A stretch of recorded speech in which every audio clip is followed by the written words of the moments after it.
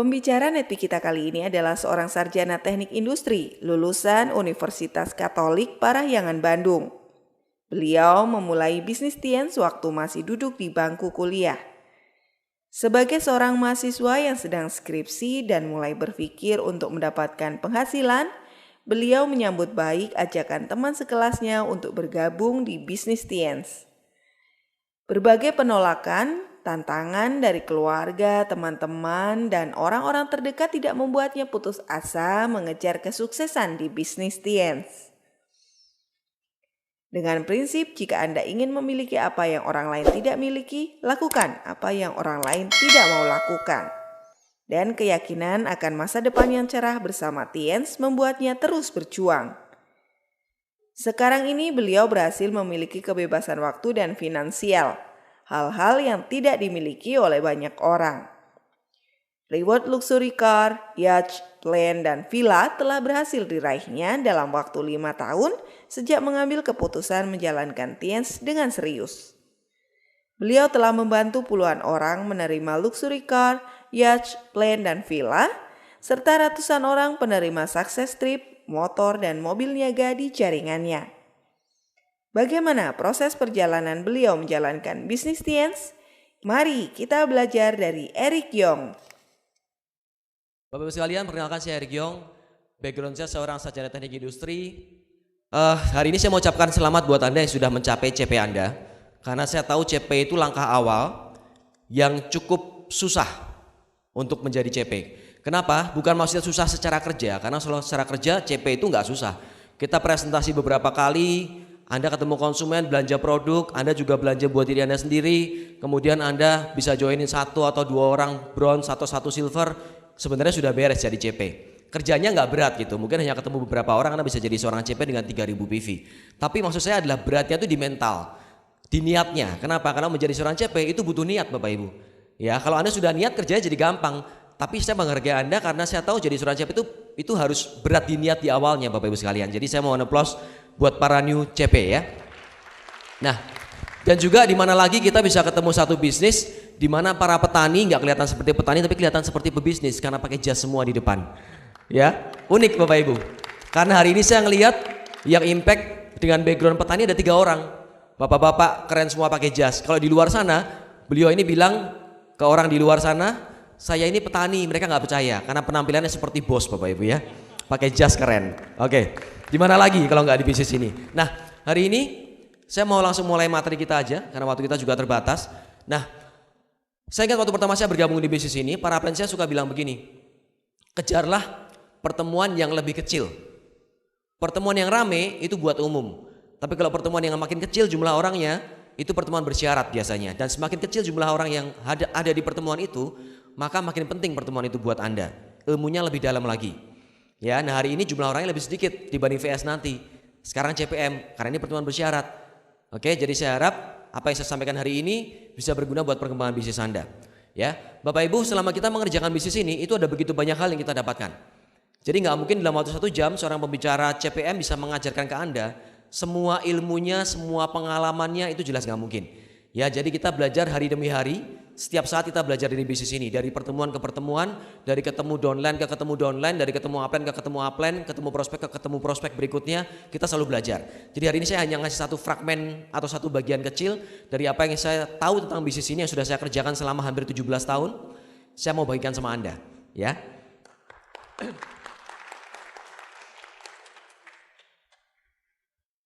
Oke, materi kita hari ini adalah mengenai target Bapak Ibu. Nah, target. Kenapa kita bicara target? Ini satu hal yang nggak pernah Anda tinggalkan. Maksudnya satu hal yang selalu Anda akan ketemu setiap kali Anda mengerjakan usaha ini. Ya, hari demi hari Anda akan ketemu sama yang namanya target. Seminggu sekali, sebulan sekali, bahkan setiap harinya Anda akan ketemu sama yang namanya target. Oke? Ya, Bapak Ibu, ada satu ungkapan yang bagus sekali. Ya, it's not just how high you can fly, but to know how you can fly is important. Maksudnya apa? Seberapa tinggi Anda terbang memang penting. Tapi penting juga Anda tahu caranya terbang. Gini, di dunia ini ada 3 kelompok manusia. Ada 3 kelompok orang di luaran sana ya. Yang pertama, people who make things happen. Orang-orang yang membuat hal-hal terjadi. Orang-orang yang memastikan satu hal terjadi dalam kehidupan. Tipe kedua, adalah orang-orang yang who watch things happen. Maksudnya orang-orang yang menonton. Dunia berputar, mereka nonton. Ya, ada hal baru terjadi, mereka cuma nonton. Oke, ada tipe ketiga Bapak Ibu, people who wonder what happened. Orang-orang yang bahkan mereka tuh nggak ngerti apa yang terjadi. Ya, mereka cuma bertanya-tanya, ada apa ini gitu. Nah, ini paling gampang kalau kita lihat ilustrasinya dari sebuah pertandingan sepak bola. Pertandingan bola selalu ada 3 tipe manusia tadi Bapak Ibu. Ya, yang pertama adalah para pemainnya. Itu tipe yang pertama. Oke. Tanpa ada pemain bolanya, pertandingan bolanya jalan nggak Bapak Ibu? Nggak jalan. Ada 2 gawang, ada 1 bola, tapi nggak ada pemainnya. Nggak jalan. Betul? Dan juga sebaliknya Bapak Ibu, kalau misalnya ada 11, 22 pemain di situ, ada gawang 2, tapi nggak ada bolanya. Atau sebaliknya lagi, kita ubah lagi, ada 22 pemain, ya, ada 1 bola tapi nggak ada gawangnya. Nggak bisa berjalan juga permainannya Bapak Ibu ya. Nah, jadi intinya butuh para pemain dan para pendukung di situ. Pendukung maksudnya peralatannya ya, termasuk bola dan gawang supaya permainan ini bisa berjalan. Itu tipe pertama. Mereka ini orang yang make things happen Bapak Ibu, para pemain bola. Yang kedua adalah para penonton. Kalau ada 22 pemain yang bermain tapi nggak ada 1 penonton pun, jadi rame nggak Bapak Ibu? Oke, nggak rame juga pertandingannya. Jadi harus ada yang nonton. Sama seperti di bisnis ini, kalau Anda jadi pemain bolanya, Anda jadi leadernya, Anda yang memastikan bisnis ini berjalan, terus Anda sukses, nggak ada yang nonton, para orang gagal dan para prospek yang negatif, nggak seru juga kan? Jadi para prospek negatif kita itu berguna sekali sebenarnya, yaitu untuk menonton kita saat kita berhasil, ya. Jadi Anda harus menghargai mereka loh. Malah harusnya senang kita punya banyak orang-orang negatif di sekeliling kita, Bapak Ibu ya. Bener, itu penting sekali mereka posisinya ya, penonton. Nah yang ketiga, ini ada orang-orang di luar stadion. Begitu saya lewat satu stadion, terus jalanannya mulai macet, parkirannya mulai penuh, terus kalau malam biasa lampu-lampunya terang. Ya, saya nggak tahu ada apa sebenarnya, tapi saya bisa mengira-ngira bahwa oh lagi ada pertandingan bola. Begitu ya. Tapi kita nggak tahu kan skornya berapa, yang main siapa, kita nggak tahu Bapak Ibu sekalian. Jadi ini orang-orang tipe ketiga yang mereka wonder what happened, hanya menduga-duga. Oh kayaknya yang main itu sama itu, klub ini sama klub itu. Yang menang siapa ya? Gitu kan, kita hanya bisa menduga. Nah, persis seperti analogi di bisnis ini Bapak Ibu sekalian. Ya. Kita adalah tipe para pemainnya. Tipe pertama, di mana kita orang yang memastikan bisnis ini berjalan. Kalau nggak ada kita, bisnis ini nggak jalan. Ya, nah, dan seperti yang saya bilang tadi di luar sana ada tipe orang kedua dan juga tipe orang yang ketiga. Tipe kedua sama ketiga agak berbeda. Tipe orang kedua itu mereka nonton, ya mereka penonton, tapi mereka lebih tepatnya mereka mengamati kita. Yaitu siapa? Saudara Anda, keluarga Anda, mungkin suami Anda, mungkin istri Anda. Mungkin anak Anda, mungkin orang tua Anda. Itu mereka mengamati kita karena mereka sudah pernah presentasi ke mereka. Kita sudah pernah ajak mereka bergabung di bisnis Tiansi, tapi mereka nggak bergabung. Dengan berbagai macam alasan. Ya seringnya yang kita alami adalah kalau keluarga, mereka biasanya negatifnya nggak sampai yang terlalu negatif parah terus menghina kayak gimana, enggak sebenarnya ya. Tapi mereka lebih ke arah yang ya sudah buktikan dulu ini bisa berhasil apa enggak. Kalau kamu berhasil saya baru mau bergabung. Kan begitu seringnya ya. Jadi Anda harus sadar bahwa mereka mengamati setiap gerak-gerik Anda Bapak Ibu. Anda pergi pagi-pagi nyetar motor keluarin dari pagar rumah Anda, atau kalau kayak saya dulu waktu saya masih mahasiswa, itu para pengamat saya Bapak Ibu, itu mereka teman-teman kos saya. Jadi begitu saya sore-sore lagi hujan rintik-rintik, terus kemudian saya mulai pakai jas hujan, pakai helm, bawa tas buat presentasi, terus starter motor, itu mereka sudah mulai mengamati. Ya, matanya sudah mulai ngeliatin semua dari ruang tamu.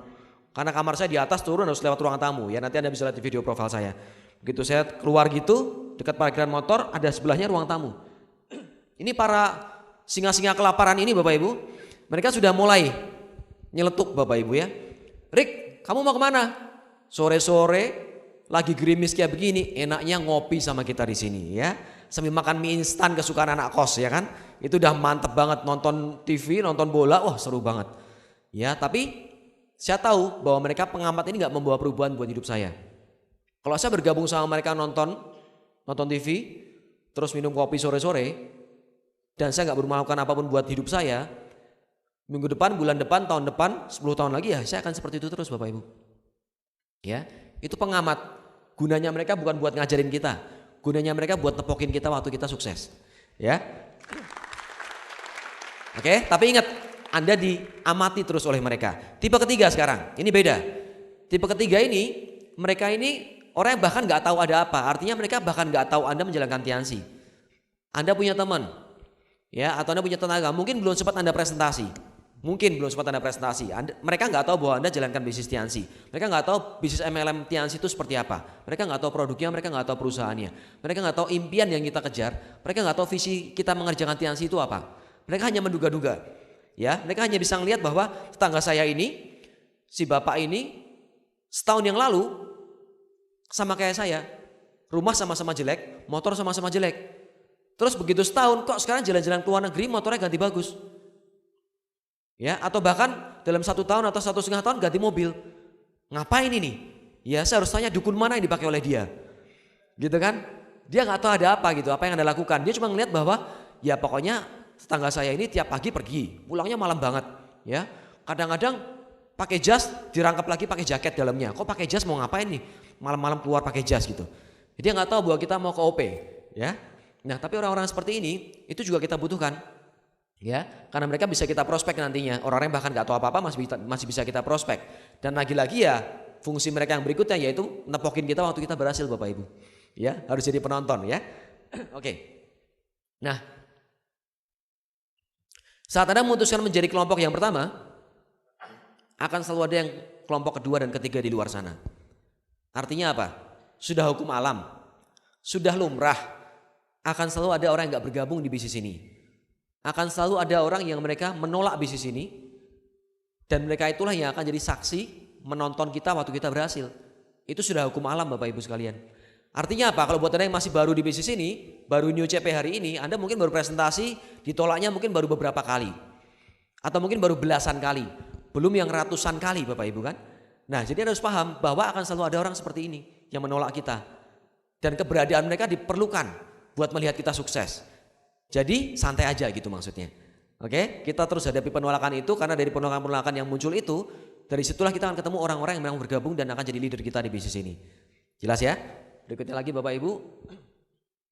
Nah, posisi Anda saat ini di bisnis tiansi Bapak Ibu, itu kalau kita analogikan, itu seperti sebuah pesawat yang mau take off. Ya, pesawat yang mau take off. Selalu ada fase-fasenya.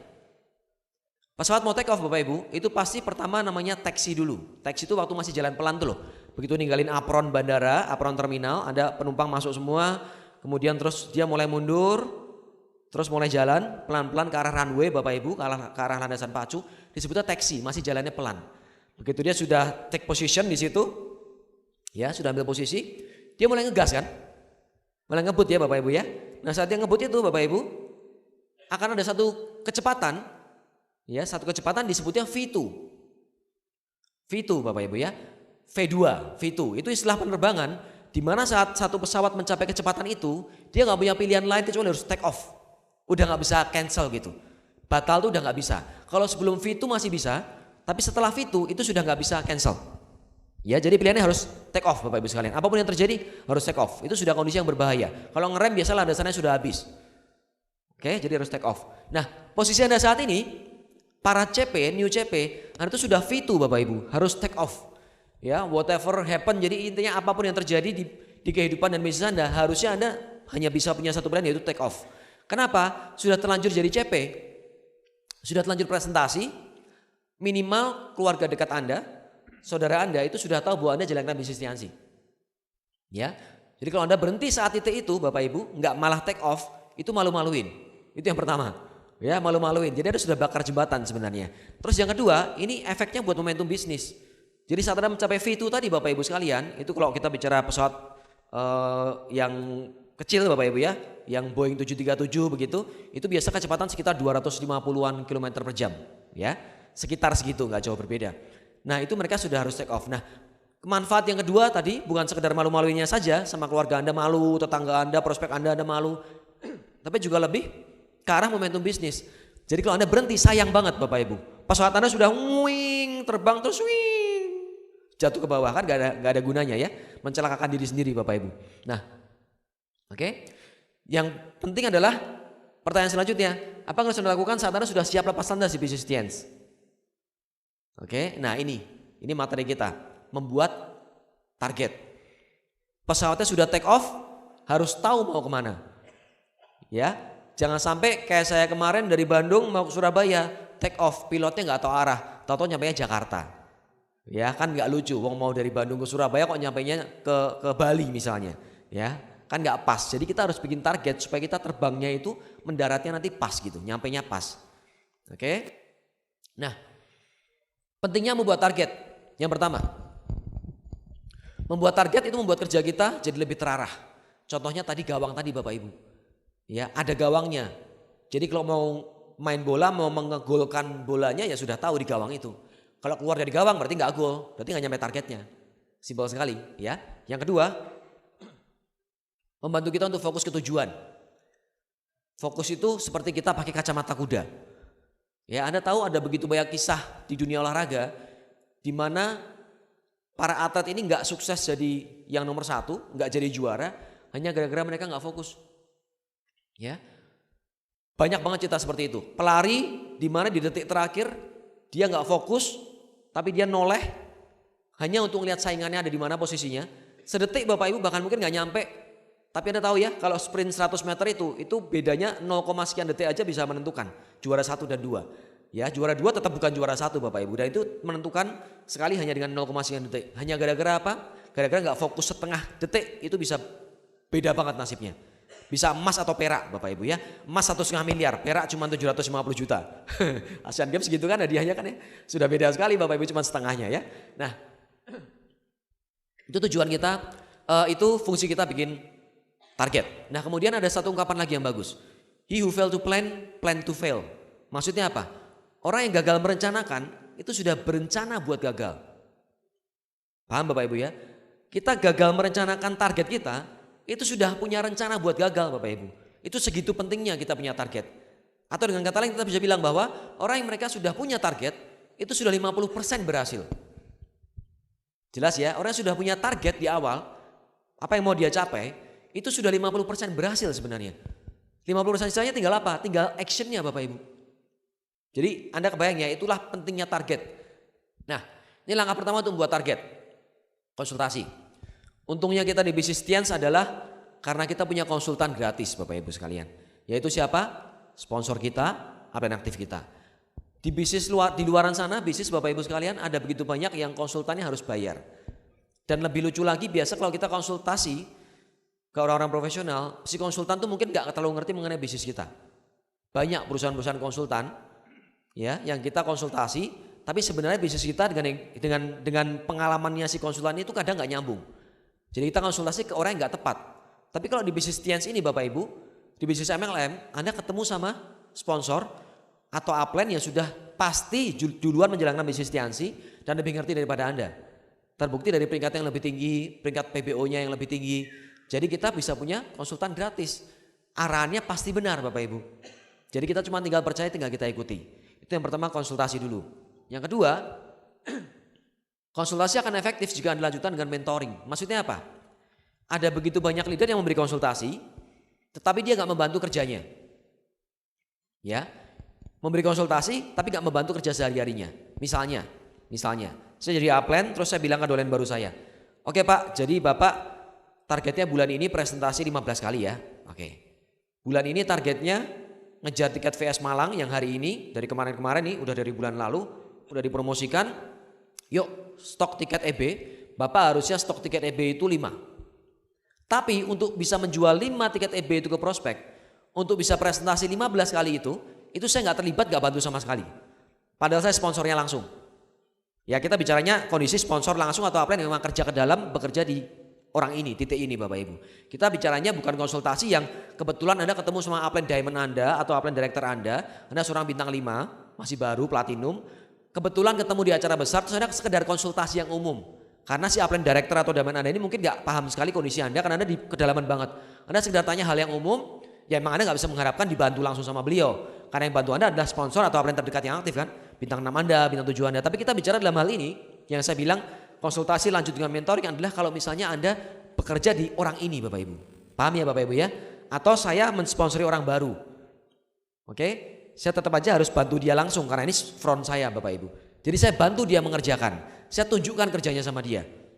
Ya, jadi konsultasi itu nggak menunjukkan kerjanya, hanya ngasih tahu dia harus ngapain. Jelas ya?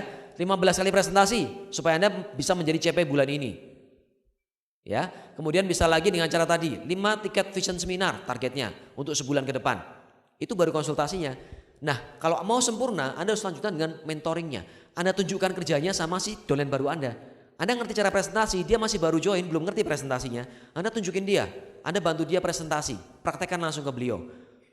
Anda bantu home meetingnya, Anda bantu presentasinya, Anda bantu follow upnya, Anda tunjukkan bagaimana cara meng-closing prospeknya, meng-closing tiket OP, meng-closing tiket VS. Jelas ya, konsultasi dan mentoring seperti apa. Ini berkelanjutan. Kemudian, kalau kita bicara target, target itu dibagi menjadi 2. Yang pertama target kerja. Jadi target gak cuma hasil ya, ada target kerja. Yang kedua baru target hasil. Kebanyakan distributor berpikir bahwa namanya target itu pasti sesuatu yang harus dicapai nih, hasil.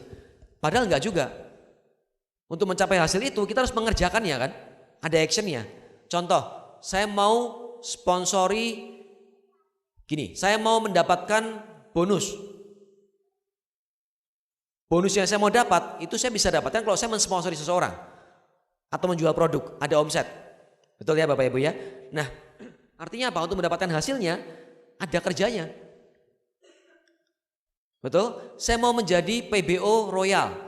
Target saya bulan ini mau menjadi PBO Royal. Itu target hasilnya Bapak Ibu. Tetapi untuk menjadi seorang Royal, Anda punya waktu lagi kualifikasi Bapak Ibu Royal Weekend nih sekarang ya. Dari bulan lalu sampai bulan depan ada 3 bulan ini. Nah, Anda harus melihat bahwa untuk mencapai hasil PBO Royal tadi, itu target hasil saya harus mengerjakan dulu kan. Apa yang saya lakukan pekerjaan sehari-harinya. Berapa kali saya harus presentasi untuk bisa menjadi seorang Royal. Untuk mencepekan downline saya tadi yang 3 orang. Yang harus saya bantu jadi CP. Nah ya, jelas ya Bapak Ibu ya. Nah, ini target kerja yang pertama tadi misalnya. Itu biasanya dengan target jumlah presentasi. Oke, target jumlah home meeting. Itu target kerjanya. Berapa home meeting dalam seminggu? Di kaki pertama saya ada berapa home meeting minggu ini? Kaki kedua saya ada berapa home meeting minggu kedua? Oke, ini saya bicara teknis sekali ya, karena CPA memang harus, ya kita bicara teknis. Jadi Anda jangan harapkan, Pak itu Bapak pengalamannya dulu ditolak orang gimana? Saya nggak akan sharing sama Anda itu di VS nanti. Ya curhat-curhatannya di VS Bapak Ibu. Jadi saya bicaranya ini strict langsung ke teknis sekali Bapak Ibu. Ini target kerja ya. Kemudian target hasil. Misalnya apa? Tadi PBO. Itu target yang kalau kita konsultasi sama upline kita itu sangat enak. Kalau kita jadi upline, ada downline konsultasi. Pak, saya sekarang ini sudah join. Bulan ini saya harus ngapain nih? Apa yang harus saya capai? Gampang, CP. Selesai. Udah CP bulan ini, bulan depan saya harus ngapain? Pas kualifikasi Royal Weekend. Bapak kejar Royal. Caranya bikin 3 CP. Membuat 3 orang jadi CP gimana? Di bulan lalu Bapak ngapain sebulan jadi CP? Ya itu yang dilakukan. Kan gitu aja, simpel sekali ya. Peringkat TIENS, saya lebih prefer PBO sebenarnya daripada peringkat TIENS-nya. Karena kalau Anda mencapai peringkat-peringkat PBO dengan teratur gitu ya, CP, kemudian Royal, kemudian Crown, Ambassador, Majesty dan seterusnya, otomatis peringkat Anda akan terpenuhi kok. Paling simpel contohnya begini, Anda menjadi Crown, ya Royal aja deh. Anda menjadi Royal 12.000 PV kan. Dengan akumulasi tanpa batas waktu, toh begitu Anda seorang Platinum masih bintang 5, Anda jadi Royal nih. Untuk menjadi seorang bintang 6 naik peringkat nih, peringkat TIENS. Ya. Itu kan juga bisa kita bicara hanya tinggal hitungan minggu kan, hitungan bulan toh. Anda 4 kali, ya kurang lebih lah ya. Kurang lebih Anda 4 kali jadi Royal aja, ya Royal terus nih 4 kali. Ya sudah pasti jadi bintang 6 akumulasi omsetnya. Kan gitu Bapak Ibu, simpel sebenarnya. Jadi kalau misalnya PBO itu mencakup semuanya. TNPV-nya juga sudah ada syaratnya, Crown 40.000 gitu. Nah, kalau untuk peringkat TIENS kan juga selain akumulasi ada kakinya. Betul kan? Mulai bulan Juli kemarin sudah pakai kaki ya. Nah, kalau bicara kaki struktur kan? Nah, struktur juga sama, PBO juga sudah ada struktur. Malah dari awal, dari mulai Anda sudah CP sendirian, begitu Royal tuh sudah punya jaringan, sudah punya 3 kaki CP. Sudah dibuatin kaki di situ. Kakinya pun sudah dilebihin. Enggak sesuai sama peringkat TIENS, sudah dilebihin Bapak Ibu buat cadangan. Karena Anda kan juga enggak mau hanya punya 2 kaki aja nantinya kan. Untuk menjadi God lain kan harus butuh 4 kaki juga Bapak Ibu. Oke ya, jadi ikutinya PBO itu akan jauh lebih gampang. Memberi konsultasi berdasar PBO, buat saya pribadi, pengalaman saya Bapak Ibu sekalian itu akan lebih mudah sebenarnya. Karena PBO juga pasti itu selaras dengan peringkat TIENS. Oke, target hasil apa lagi? Omset. Bisa. Pakai omset aja buat target hasilnya. Boleh. Ya. Target apa lagi? Bonus. Boleh nggak? Boleh. Reward, ngejar mobil mewah, ngejar villa, ya boleh-boleh aja. Rewardnya juga jadi target buat kita kejar. Kemudian ada lagi seperti apa? Jumlah new member di grup. Ini penting juga. Tapi Anda lihat, semuanya ini yang belakang, dari mulai peringkat Tiens, omset, bonus, reward, jumlah new member di grup, itu semua sebenarnya mengacu ke PBO. Benar nggak? Dengan Anda punya PBO ini, Anda ikuti patokan PBO, itu sudah terangkum semuanya gitu. Anda CP, bulan depan targetnya apa? Mau jadi royal. Artinya pasti Anda punya 3 new member di grup minimal. Kan gitu. 3 new member, kenapa? Anda butuh 3 CP di bawah Anda kan? Sudah jelas new membernya ada 3. Omsetnya sudah tercakup pasti 12.000 PV. Masing-masing CP Anda punya TNPV 3.000. Jelas kan? Bonus bisa dihitung nggak? Kalau Anda royal punya 3 CP di bawahnya. 3.000 PV masing-masing. Tinggal dilihat aja bonusnya dihitung bisa. Ngejar reward juga sama. Oke, ngejar rewardnya juga sama. Tinggal patokan Royal Crown ambasadornya aja Bapak Ibu. Kan kalau kita bicara reward Tiansi itu pasti otomatis hubungannya sama apa? Sama omset kan? Berapa yang harus Anda capai. Nah omset nyambung ke PBO lagi kan? CP 3.000, Royal 12.000, Crown 40.000, ya sudah simple PBO. Ya, nah ini nyambung dengan jumlah new member di grup atau new apps. Saya mau jelaskan sama Anda mengenai MP yang baru. Kita bicara mengenai karakteristik. Jadi MP yang baru mulai 2016 lalu kita punya omset perkembangan dan omset penjualan. Betul ya Bapak Ibu ya? Dua omset ini itu jelas punya perbedaan karakteristik. Yang pertama dari pembelanjaannya. Perkembangan itu paket. Anda nggak bisa belanja 100 PV, 200 PV, nggak bisa kan? Minimal harus 1.300 PV dan kelipatan. Betul ya Bapak Ibu ya? Nah, sementara omset penjualan itu Anda mau belanja 100 PV, 150 PV, 200 PV itu nggak jadi masalah. Tidak harus kelipatan 1.300. Itu jelas perbedaan yang pertama. Nah, perbedaan kedua ini yang lebih mendasar lagi, yaitu perbedaan orang yang belanja omset perkembangan dan belanja omset penjualan. Omset perkembangan pasti hubungannya sama new apps. Orang yang baru bergabung pertama. Jelas Bapak Ibu ya? Kenapa? Saya tanya sama Anda. Kalau misalnya Anda punya orang yang bergabung, join pertama kali, Anda tawarin dia bergabung bintang 4 biasa atau bergabung silver? Atau bergabung platinum atau bintang 5 biasa? Ya, pasti platinum Bapak Ibu, benar gak? Nah, artinya apa? Kalau kita bicara secara karakteristik antara omset perkembangan dan penjualan ini beda sebenarnya. Kalau kita bicara perkembangan, itu artinya hubungannya sama new apps. Kalau orang ini sudah upgrade, pertama join silver misalnya, upgrade, akhirnya dalam sebulan misalnya, ingat loh hitungannya minggu loh sebenarnya ya Bapak Ibu ya omset perkembangan, dalam 3 minggu atau dalam 6 minggu atau akhirnya dalam 8 minggu gitu, dia akhirnya menjadi seorang platinum, habis itu dia mungkin nggak belanja lagi paket atau omset perkembangan. Memang nggak memungkinkan, artinya dia akan switching kemana? Ke omset penjualan kan? Nah artinya apa? Orang lama yang sudah pernah mencapai platinum, otomatis akan belanja ke penjualan. Yaitu buat apa? Tutup poin, PPV. Jelas ya? Nah artinya pekerjaan kita di bisnis ini sebenarnya ada 2. Kalau kita ngelihat berdasarkan patokan kita berdasar new MP. Yang pertama itu ngejoinin orang baru. Betul ya? Kita sponsoran sebanyak-banyaknya.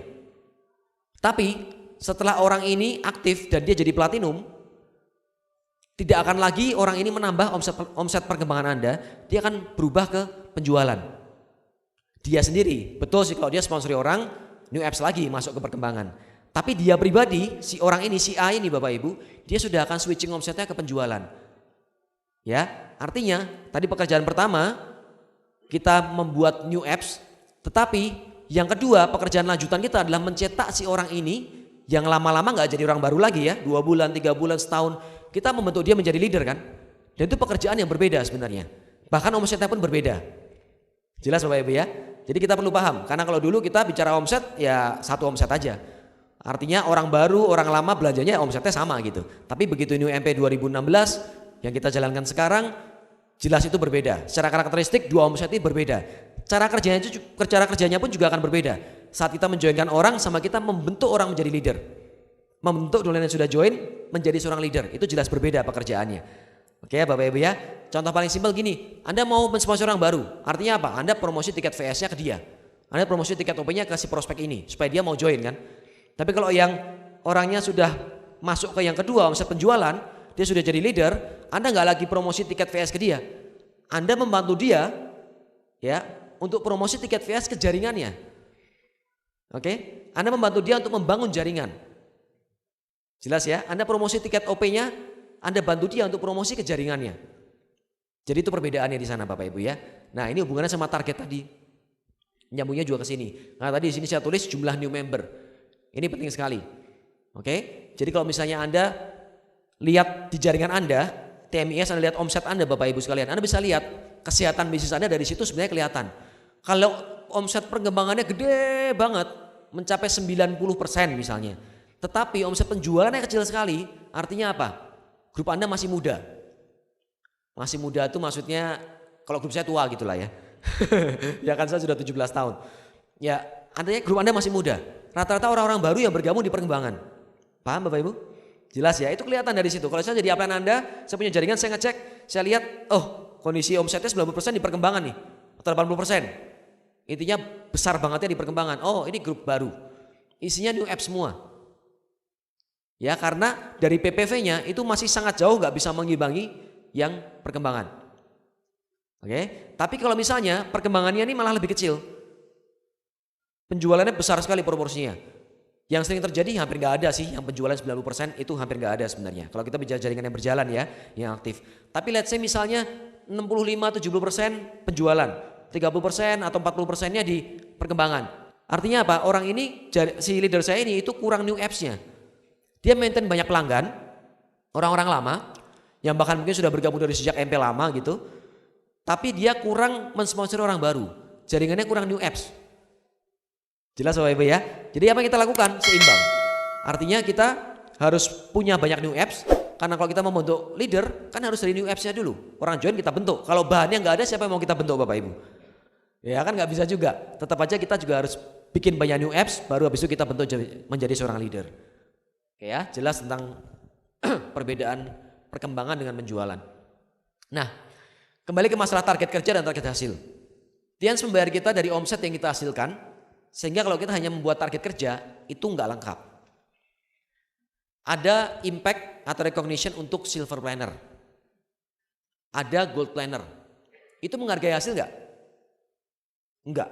Itu menghargai kerja. Kenapa? Ya bagus, tetap kerja juga penting kok. Jadi kalau misalnya kita punya downline yang maju ke atas panggung VS, dia gold planner. Presentasi 30 kali setiap bulan dilakukan selama 3 bulan berturut-turut. Bagus ya? Bagus.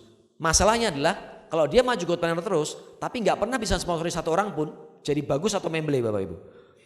Memble juga. Kenapa? Kalau seseorang bergabung di bisnis ini, yang selalu saya tekankan ke si orang baru ini atau ke si sponsornya, ke downline saya gitu misalnya ya, dia sponsor orang baru, saya selalu bilang gini, setiap orang yang bergabung, kita bantu dia secepatnya menikmati yang namanya bonus. Sebulan harus sudah terima bonus, menikmati hasil. Ya, atau kalau misalnya omset perkembangan masih bisa 2 minggu langsung keluar bonusnya. Atau kita persempit lagi secara target kerja nih, 1 minggu sudah harus sponsori orang. Meskipun bonusnya keluarnya 2 minggu kan, tapi kan per minggu kita untuk omset perkembangan. Ya, kenapa? Karena saat seseorang itu mereka menerima hasil atau bonus, mereka akan semangat. Mereka punya nyawa untuk lanjut ke bulan kedua. Ya, jadi apinya tuh, api lilinnya tuh nyala terus Bapak Ibu sekalian. Gak redup gitu. Tapi kalau misalnya sudah berbulan-bulan dia gak terima bonus, redup tuh api lilinnya tuh. Siap tinggal tunggu kena angin spoi-spoi aja dia mati tuh api. Ya kita harus bakar terus apinya Bapak Ibu dengan cara apa? Bonus. Nah makanya Tiens itu membayar kita dari omset yang kita hasilkan. Kalau cuman kerja presentasi, tapi gak ada hasilnya, gak bisa juga. Jadi presentasinya, kerjanya itu harus ada hasilnya. Silver plannernya, gold plannernya itu pasti harus nyambung sama hasil. Kalau dia silver planner terus atau gold planner terus tapi nggak ada yang dijoinkan, kita harus evaluasi. Oke?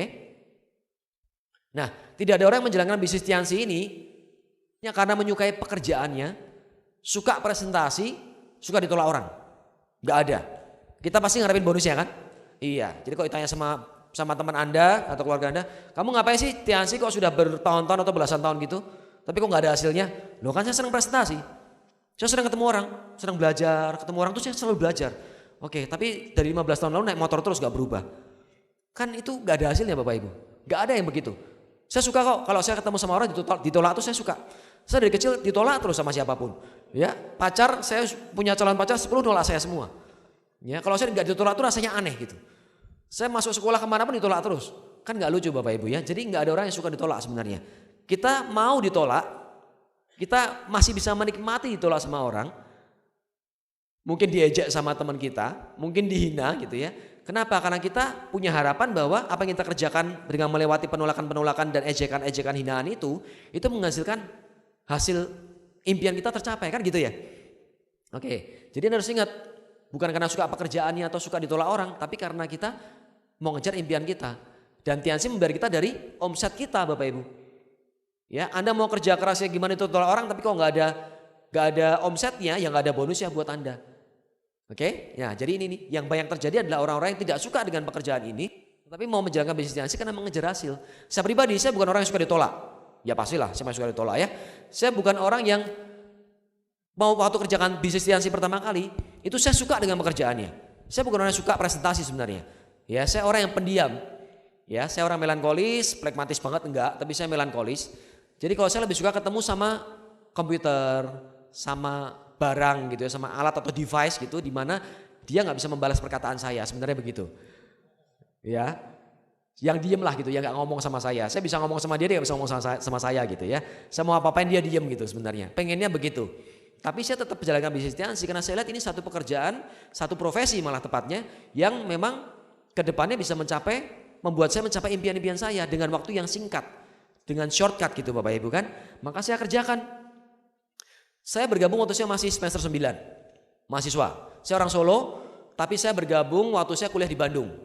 Ya, jadi saya perantauan, saya anak kos di Bandung Bapak Ibu. Semester 9 saya bergabung di bisnis Tiansi dengan gak punya pengalaman MLM sama sekali. Dengan IPK waktu itu saya punya IPK baru sekitar 2,3 Bapak Ibu. Jadi saya punya motivasi yang kuat buat jalani bisnis Tiansi karena saya mau merubah hidup saya. Karena saya tahu dengan IPK 2,3 di semester 9, saya jelas gak mungkin lulus dengan IPK 3,0. Ya, Anda yang ketawa sudah pernah mengalami itu sepertinya ya. Senasib kita tos ya. Sudah pernah mengalami pasti. Gimana caranya coba? Semester 9 IPK 2,3, terus mau lulus IPK 3,0. Itu saya habisin jatah saya kuliah 7 tahun, kan jatahnya 7 tahun. Itu nggak akan jadi 3 Bapak Ibu. Ya, nggak akan jadi 3. Nah, makanya saya semangat banget jalan Tiansi karena saya merasa ini harapan saya satu-satunya nih buat lolos dari lubang jarum neraka kehidupan gitu ya. Madesu gitu maksudnya kan, ini harapan saya Tiansi. Dan dalam 1,5 tahun pas saya lulus kuliah, ya jadi semester 9, 10, 11, akhir semester 11 tuh. 1,5 tahun, 18 bulan, saya jadi bintang 8 pas saya lulus kuliah.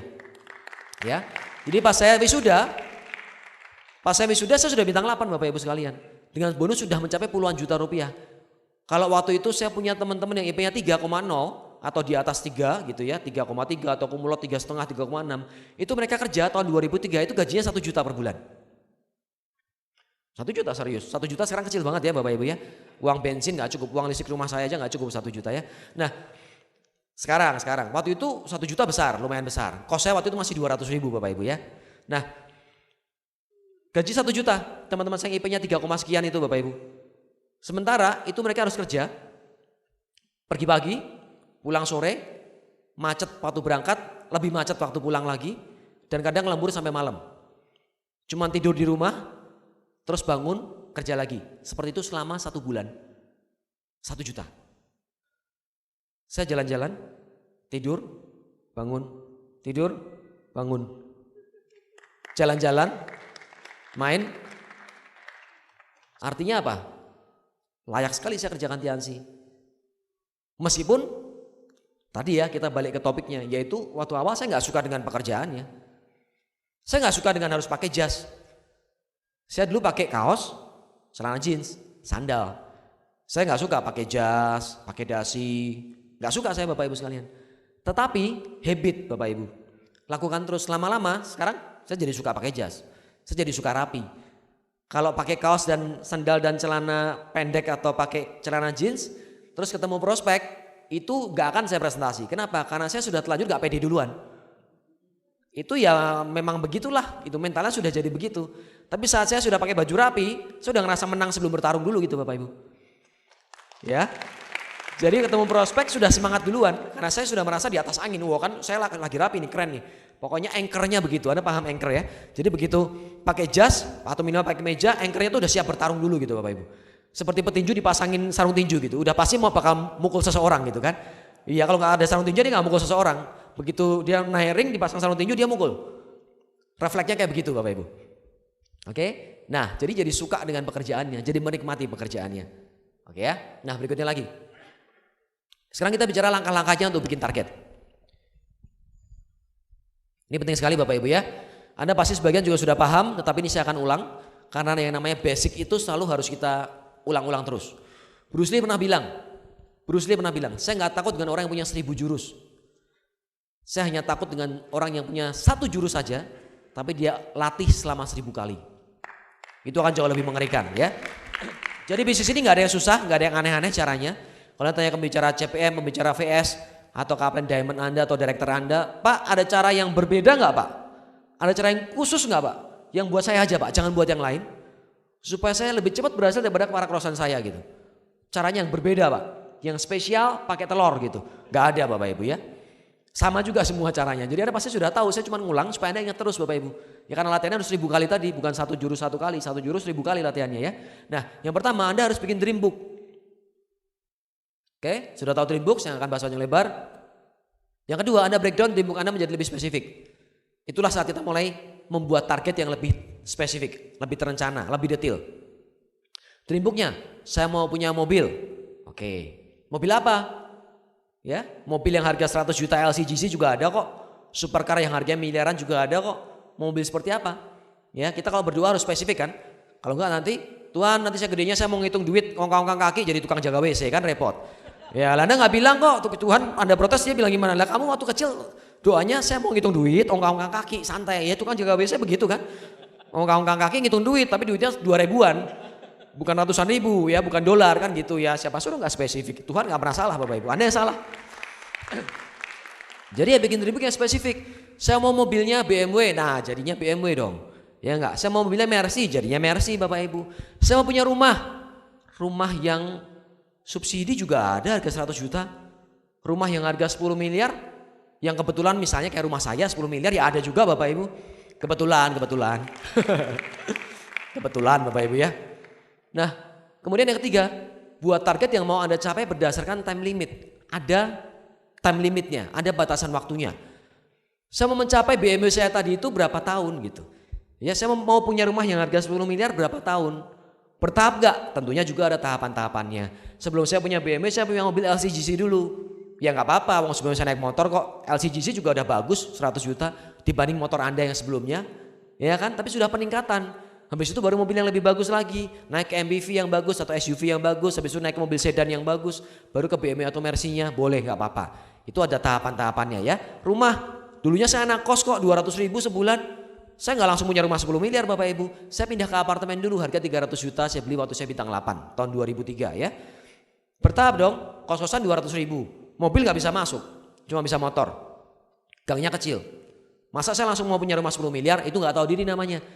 Saya naik ke level yang one step lebih tinggi dulu, nggak langsung loncat ke sono kan? Iya dong, tapi kita step by step gitu tangganya. Saya beli apartemen dulu waktu saya bintang 8, ya, beli apartemen 300 juta. Habis itu dapat BMW dari Tiansi, minimal jadi punya garasi buat BMW kan? Iya, tapi setelah itu baru saya bangun rumah yang sesuai impian saya yang miliaran begitu Bapak Ibu. Ada stepnya. Jadi harus ada time limitnya juga. Oke ya. Yang berikutnya lagi yang keempat. Ini penting nih, kalau kita bicara target-target jangka pendek, bukan target yang jangka panjang, tapi target jangka pendek Bapak Ibu, Anda sesuaikan dengan promo yang terdekat. Ini aja paling simpel, bulan ini adalah kualifikasi RW. Ya kan? Artinya target Anda apa? Jadi royal.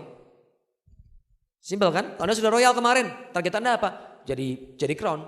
Dengan cara mencetak 3 royal. Waktu Anda ke Royal Weekend, Anda nggak sendirian, tapi Anda sudah bertiga. Berempat sama Anda ya, 3 dolar dan Anda sendiri berarti berempat sama Anda. Gitu aja. Jelas ya Bapak Ibu ya. Ini kalau saya bahas bisa panjang lebar, untuk contoh-contoh bisa panjang lebar, tetapi simpelnya ini langkah-langkah yang paling sederhana. Oke, bahkan kalau saya pribadi dulu waktu pertama saya nggak ngerti mengenai Dream Book, buat saya itu satu hal yang aneh gitu. Dream Book, iya, album foto, tempelin foto-foto, clipping-clipping. Oh, kayak prakarya waktu SD ya Pak. Prakaryanya saya dulu gudungin clipping koran gitu. Saya nggak ngerti waktu itu. Apa yang saya tepatnya juga nggak ngerti sih waktu itu. Iyalah kita kan joinnya zaman jahiliyah Bapak Ibu. Zaman kuda gigit besi kan. Support system juga waktu itu belum jalan ya. Jadi kita Dreambook itu kita ngerti harus bikin impian. Kita ngerti harus bikin buku impian Dreambook ini. Tapi gimana cara bikinnya ya? Gak ngerti. Jadi waktu itu saya punyanya buku keinginan. Ya wish list gitu ya. Wish list. Jadi daftar keinginan. Di buku tulis biasa saya tulis tuh Bapak Ibu. 100 keinginan. Ini clue dari apa yang saya. Bikinlah 100 keinginan gitu. Kalau belum tahu impian yang fix seperti apa kan kadang-kadang banyak orang yang seperti itu Bapak Ibu ya. Selama ini gak pernah dibangun impiannya. Orang umum banyak yang seperti itu. Jadi kalau suruh bikin impian spesifik tuh gak bisa. Akhirnya paling simpel apa? Dari pertama itu basicnya ya sudah kita bikinnya 100 keinginan. Kayak saya waktu itu tulis, saya pengen punya handphone baru. Kenapa? Karena saya waktu tahun 2001 akhir tahun 2001 join Tiansi semester 9 itu saya gak pernah punya handphone sebelumnya. Handphone yang saya pakai saat itu kalau orang Jawa bilang lungsuran tahu ya. Lungsuran ya, jadi bekas itu second tapi bukan beli second. Lungsuran itu kan bukan beli ya, jadi dikasih sama saudara saya yang sudah bekerja duluan, kakak sepupu. Dia beli handphone baru, yang lama dikasihin gitu. Jadi saya gak pernah punya handphone. Saya punya handphone pertama waktu saya bintang 7, bonusnya sudah belasan juta. Saya baru berani beli handphone Samsung harga 2,5 juta waktu itu. Ya kalau sekarang bonus 10 juta belinya mobil harga 200 juta sekarang Bapak Ibu ya. Saya jadi gak ngerti kok dolen saya banyak kan kayak begitu ya. Bonus 10 juta berani beli nyicil mobil 200 juta gitu. Sementara waktu saya dulu bonus 10 juta masih naik motor hanya berani keluarin 2,5 juta buat beli handphone baru. Kebangetan ya. Padahal bonusnya gak pernah turun. Waktu itu bonus belasan juta bintang 7 dan itu naik terus. Karena saya bintang 7 cuma 4 bulan. Ya, bulan kelima saya naik bintang 8. Bonusnya di atas 10 juta, belasan juta, atau lompat ke 40 jutaan Bapak Ibu. Jadi saya gak perlu takut buat nyicil mobil ratusan juta waktu itu. Tapi mungkin pengalaman saking dulu pernah susah gitu ya. Jadi takut banget gitu begitu megang uang, pokoknya disimpan lah gitu. Ditabung. Jadi keinginan saya nomor 1 punya handphone baru gitu. Itu yang pertama. Yang kedua, banyak lah ya. Pengen makan di restoran apa saya tulis. Kan dulu makannya di kantin.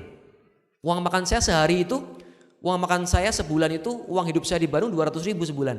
Artinya sehari gak nyampe 7 ribu kan. Artinya kalau saya makan, sekali makan 5 ribu, itu sudah mahal banget. Gak bisa makan 2 kali sehari. Nah karena saya harus makan minimal 2 kali sehari, jadi saya sekali makan tuh paling gak 2-3 ribu kan.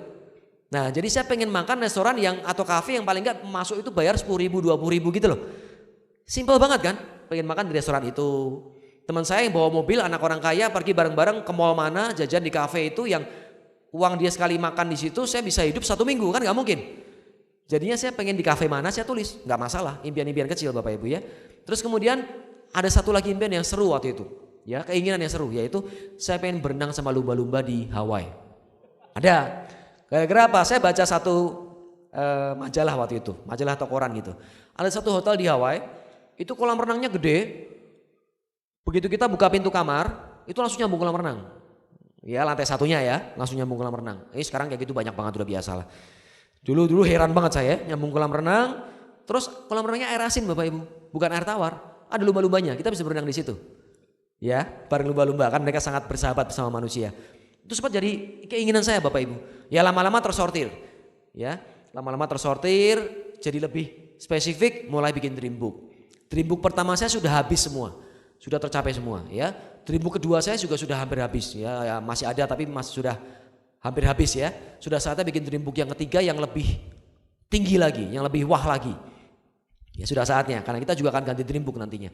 Oke? Itu cara simple atau tips yang simple untuk Anda membuat buku impian kalau misalnya Anda belum bisa di awal. Belum ketemu impian yang spesifiknya, bikin aja daftar keinginan. Ya. Nah, berikutnya Bapak Ibu, ini adalah bagan yang sederhana. Bagaimana kita dari awal baru mulai mau bikin target, kemudian gimana kita membuat target hasil dan target kerja. Ini begini. Oke ya. Anda mulai, Anda bikin hasil kan? Let's say jangka panjang. Saya mau jadi seorang bintang 8. Oke, jangka panjang ya. Untuk menjadi bintang 8 itu kan hasil tuh. Hasilnya apa bintang 8? Bonusnya 30 juta sebulan, 40 juta sebulan, 20 juta sebulan. Itu hasilnya mau ke sana kan? Kemudian untuk mencapai itu Anda harus kerja kan? Bikin target kerjanya kan? Mau jadi bintang 8 1 tahun. Sekarang sangat mungkin dengan EP baru jadi bintang 8 setahun. Karena ATNBV-nya 1,4 M. Ya, 1,4 M. Jadi kalau saya dulu ATNBV-nya harus 4 M buat bisa jadi bintang 8, Anda 1,4 M. Berarti kurang lebih sepertiga ya. Kalau saya 1,5 tahun, 18 bulan, harusnya kan Anda 6 bulan dong. Benar gak?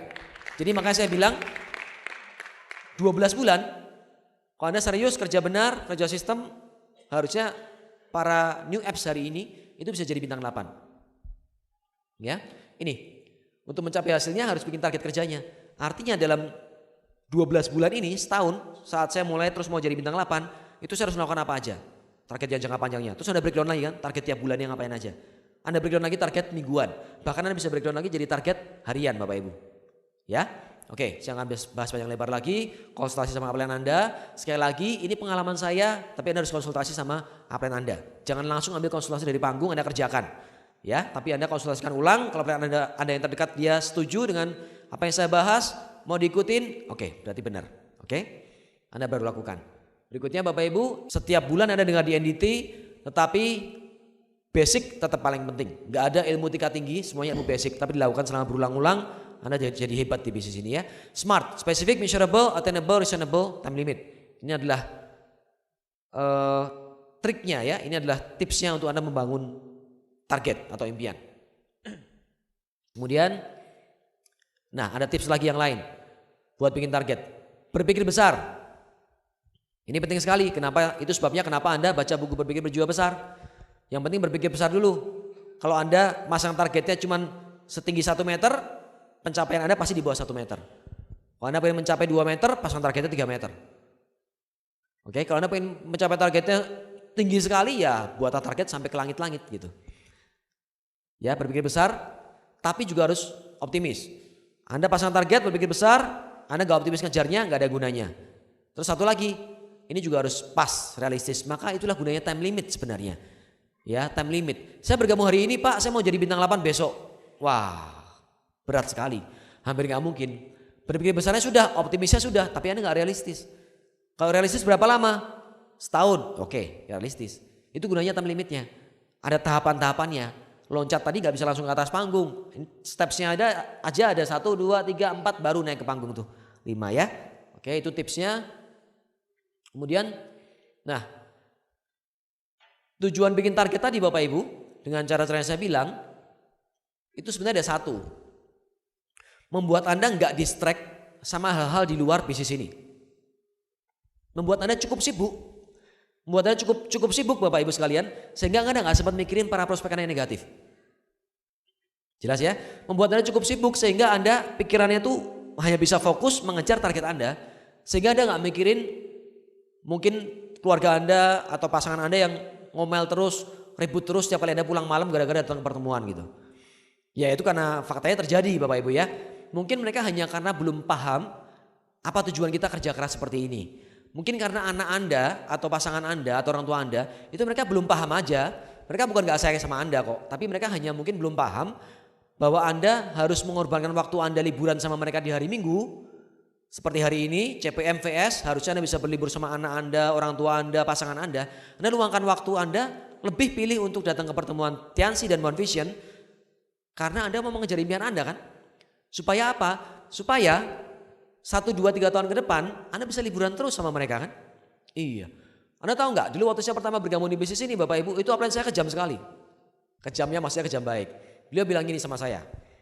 Habis OP kita Sabtu siang ya. Ini saya masih ingat banget. Ini saya ingat banget sampai sekarang setelah belasan tahun. Ini akan selalu saya ingat gitu ya. Pak Naga bilang begini. Keluar juga Pak Naga. Ya nggak apa-apa. Emang tujuannya bagus kok. Pak Naga bilang begini. Habis OP kita Sabtu siang terus bilang gini. Nanti malam jam 7, OP beres jam 5 ya. Malam jam 7 kita meeting. Di rumah mewah saya. Oh enggak, di kos-kosan ya. Waktu baru mulai masa udah rumah mewah Pak Naga? Enggak lah, masih ngekos tetanggaan sama saya kosnya Bapak Ibu ya. Jalan kaki nyampe. Meeting di kos-kosan saya. Wah oke, siap, semuanya siap. Ya ada upline saya juga waktu itu Pak Yimi. Kemudian grup-grupnya Pak Yimi yang lain saya masih sendirian waktu itu. Belum punya jaringan. Kemudian begitu selesai meeting grup. Di acara circle-nya selesai, habis OP. Bubar jam 5. Saya bilang ke Pak Naga, Pak maaf Pak, saya nggak bisa hadir di meeting grup nanti malam. Masih baru ya. Terus Pak Naga bilang, loh kenapa nggak bisa datang? Loh ini kan hari Sabtu Pak, malam Minggu. Malam Minggu kan harus ngapel dong. Ya kan? Ya kan saya waktu itu punya pacar, ya saya laku lah Bapak Ibu, nggak yang nggak laku banget lah, Anda gitu banget sih. Laku lah gitu waktu itu masih naik motor, anak kos susah makan tetap ada yang mau gitu ya. Apalagi sekarang dong ya. Sorry sudah punya istri. Nah Bapak Ibu, Waktu itu saya bilang gitu benar ke Pak Naga, ya spontan kan karena ya gitulah saya spontan saya bilang, nanti pacar saya marah kan harus ngapel kalau malam minggu. Pak Naga bilang gini, ini yang serius, tadi gak usah didengerin, gak serius. Pak Naga bilang gini, kasih tahu sama pacar kamu, minta waktu 1-2 tahun, kalau malam minggu gak usah ngapel dulu. Tapi setelah 1-2 tahun dan kamu sukses, kamu bisa pacaran tiap hari. Ya. Cie gitu ya. Faktanya memang begitu. Jadi Anda hari ini, Anda tunda pacaran Anda sama pasangan Anda, datang ke pertemuan di hari Minggu, Anda kasih tahu sama anak Anda, kalaupun dia bisa ngerti, nggak ngerti pun ya sudah biarin aja gitu ya. Wong namanya juga anak kecil. Anda kasih tahu sama pasangan Anda kasih tahu sama anak Anda, orang tua Anda, maaf nggak bisa liburan dulu ya hari Minggu ya, karena saya harus ke pertemuan. Oke? Ada sesuatu yang harus kita korbankan untuk kita mencapai target kita. Nah, tujuan kita mencapai target atau impian kita tadi itu Bapak Ibu, tujuan kita membuat target tadi Bapak Ibu supaya Anda fokus. Supaya Anda nggak terlalu distract sama hal-hal seperti ini di rumah. Atau di keluarga Anda atau di lingkungan Anda gitu. Nggak terganggu sama orang-orang negatif, itu lebih penting lagi ya. Saat mereka negatif Anda nggak punya waktu buat mikiri. Kenapa terlalu sibuk? Anda tahu nggak kenapa orang-orang sukses? Mereka nggak seperti pakai kacamata kuda di luar sana ya. Pengusaha-pengusaha konvensional yang uangnya triliunan. Anda pernah dengar nggak mereka peduli sama omongan orang lain? Para orang-orang yang visioner yang sekarang punya uang triliunan Bapak Ibu, penemu-penemu besar, orang seperti Jack Ma, seperti Elon Musk dan lain-lain Bapak Ibu ya, itu mereka orang-orang yang nggak peduli gitu, ya, nggak peduli dengan omongan orang lain karena mereka terlalu sibuk ngurusin targetnya. Jadi otaknya tuh nggak ada waktu, nggak ada ruang gitu ya untuk mikirin yang negatif, untuk mempedulikan omongan si tetangga dia negatif gitu. Ya kalau Anda nggak punya cukup waktu buat mikirin orang negatif, Anda nggak punya kapasitas memori yang cukup buat dimasukin pikiran negatif dari saudara, tetangga, teman Anda tadi karena sudah full memorinya untuk mikirin target Anda, gimana cara ngejarnya, dan waktu Anda habis buat ngejar target itu, ya sudah Anda pasti sukses gitu aja. Ya, itulah gunanya bikin target Bapak Ibu, supaya Anda fokus. Oke ya, dan pegangan buat bikin targetnya kembali lagi adalah PBO. Oke, nah ini target terdekat buat dikejar karena bulan ini sekali lagi kualifikasi RW, Anda harus kejarnya royal. Ya. Jangan lupa saya juga selalu ingatkan buat yang di belakang. 7 kebiasaan. 3 prinsip dasar. Pak sudah biasa Pak, sudah hafal. Oke bagus. 7 kebiasaan apa? Iya. Dilakukan? Itu masalahnya. Ya. Jadi sudah biasa Pak 7 kebiasaan? Iya. Tapi yang biasa itu kalau dilakukan gak ada gunanya. Maka saya ingatkan lagi sama Anda juga tinggal buka PBO Anda. Yang penting lakukan. Karena semua orang sukses mulai dari kebiasaan-kebiasaan yang kecil Bapak Ibu. Tidak ada orang sukses yang mulai dari jadi hebat, jadi sukses dengan melakukan hal yang luar biasa, nggak ada. Ya, semuanya mulai dari hal kecil. Saya juga bisa pastikan sama Anda bahwa selama sekian belas tahun saya di bisnis ini, bahwa dalam waktu 1,5 tahun saya jadi bintang 8, tahun ketiga dapat BMW, tahun keempat dapat kapal pesiar dan pesawat, tahun kelima dapat villa. Itu semua saya lakukan juga standar kok. Nggak ada yang aneh. Ya, tetap presentasi, tetap home meeting, bangun jaringan keluar kota, capek di jalan, yang ngerasain membangun dari kota ke kota itu sudah banyak saya rasakan selama belasan tahun Bapak Ibu sampai hari ini. Bedanya kalau dulu naik transportnya terbatas, sekarang bisa banyak pilihan gitu ya. Itu gunanya kita punya uang Bapak Ibu. Lebih banyak pilihan. Kalau dulu nginepnya harus di kos-kosannya Donan, sekarang bisa nginep di rumahnya. Sekarang bisa nginep di hotel gitu Bapak Ibu. Itu kan juga satu pilihan buat kita kalau kita sukses. Jadi sama-sama saya mengerjakan bisnis ini, caranya masih sama, cuman fasilitasnya aja yang berbeda kan gitu ya. Oke, makannya aja berbeda. Dulu masih makan di kantin, di warteg, sekarang ya bisa milih makan dimanapun kita mau. Itu aja. Tapi kalau Anda lihat caranya sama, penampilannya beda, betul. Iya penampilannya beda, ya kan. Tetapi caranya sama juga. Prestasinya gimana? Lebih bagus? Ya iya. Kenapa? Karena saya sudah lebih matang setelah sekian belas tahun. Pengalaman lebih panjang. Kalau ada follow up sama prospek, ditanya dulu masih bingung. Kadang saya kalau nggak ngerti saya sampai, maaf Pak, saya nggak bisa jawab pertanyaan Bapak. Terus terang aja. Ya karena saya masih baru. Orang lebih menghargai kejujuran kan? Saya masih baru Pak. Saya belum paham, tapi apalagi saya pasti tahu. Itu kan, apalagi saya pasti tahu. Jadi saya boleh telepon apalagi saya dulu sebentar Pak. 2 menit, telepon dulu. Apalagi ada yang tanya, begini.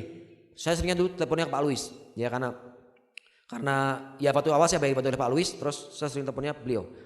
Telepon, nanya, oke. Karena Pak Luis itu heran saya, kalau follow up, kalau presentasi ada orang nanya, semua hal bisa dijawab sama beliau. Waktu awal saya ditemenin Pak Luis buat presentasi itu beberapa kali pernah saya dibantu dan follow up juga pernah. Ini orang tanya, kok semua bisa dijawab gitu. Emang ada pertanyaan yang Pak Luis nggak bisa jawab? Pak Luis bilang nggak pernah ada, saya bisa jawab semuanya. Wih luar biasa. Makanya saya waktu telepon tanya, oh ya oke. Saya jawab Bapak itu, Pak saya udah kontak kapten saya Pak. Bener kan yang saya bilang, kapten saya pasti bisa jawab. Itu cuma saya nggak tahu aja karena saya masih baru. Kapten saya peringkatan lebih tinggi, lebih pengalaman bisa jawab. Jawabannya ini. Ya. Jadi sekarang ya saya sudah bisa jawab semuanya juga Bapak Ibu. Karena saya sudah melewati pengalaman selama sekian belas tahun juga. Oke ya. Nah, jadi sekali lagi nggak ada yang berbeda, semua cara sama, yang membedakan adalah waktu. Berapa lama kita sudah kerjakan, karena semuanya butuh proses. Oke, nah CPM saya akan bicara panjang lebar lagi, karena tadi saya bilang di awal pun ini hanya satu bagian kecil dari yang saya mau sampaikan. Kita terus belajar setiap harinya, kita terus belajar setiap minggunya, kita terus belajar setiap kali ada CPM, setiap kali ada VS, setiap kali ada Royal Weekend, setiap kali ada Crown Life, tiap kali ketemu sama leader, pembicara, kita selalu akan belajar terus. Ya, karena sukses itu bukan tujuan, tapi perjalanan. Jadi kita nikmati perjalanan kita di bisnis ini Bapak Ibu, kita cicipi sukses sedikit demi sedikit seperti menikmati potongan kue yang lezat sebelum Anda nantinya menghabiskan semua kue itu. Ya, kalau langsung semua dimakan enak Bapak Ibu. Jadi dikit-dikit supaya nikmat kuenya. Oke, terima kasih, sampai ketemu di Puncak Sukses. Selamat siang.